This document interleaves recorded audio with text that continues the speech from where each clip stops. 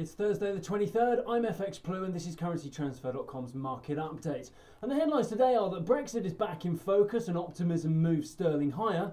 Trump, well, we'll just leave that at Trump. And Euro turnaround may be coming. So all summer long, sterling has been held back by the predictions of no-deal Brexit, and while a case for a disorderly exit can easily be made, a deal is still also perfectly possible. As negotiations start again, a sense of optimism has broken out and helped sterling higher, rallying into a further weakening dollar. Yesterday we touched 129.35 on that cross. Ironically, the UK government will issue its advisory documents today and setting out steps on what to do in the case of a no-deal Brexit. They plan to tackle the scaremongering about food shortages and hospitals running out of medicines and so forth. But also a speech from the new Brexit Secretary, Dominic Raab, is due to coincide with these advisory documents and is expected to say that a good deal is in sight.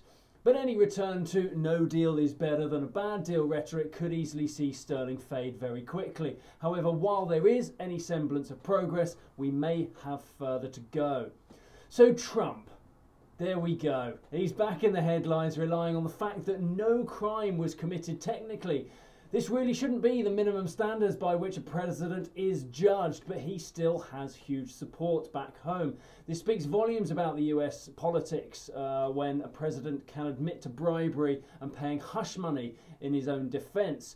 But the other side of the pond over here, we just kind of look on in bemusement at the moment. Imagine if Theresa May had come out saying she'd bunged a rent boy half a yard to pipe down about a sexual dalliance. Imagine that. It means that he may have missed out on the Fed minutes yesterday. They confirmed a more hawkish tone to discussions, and normally that would have helped the dollar higher, but given Trump's political troubles, the dollar index fell yesterday. We saw a low of 94.95 yesterday.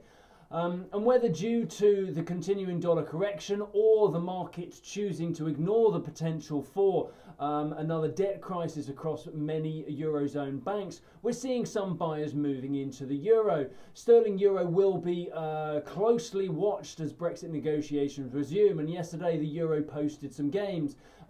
Sterling euro dropped to 111.10 yesterday.